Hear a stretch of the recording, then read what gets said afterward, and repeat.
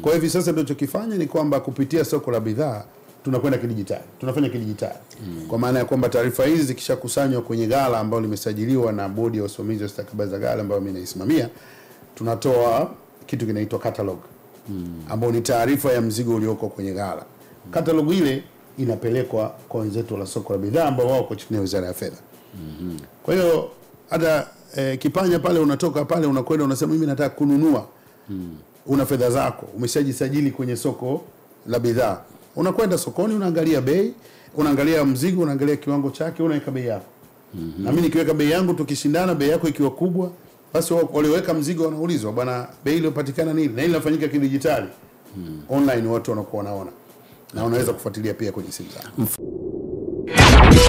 Good morning. Habari za asubuhi.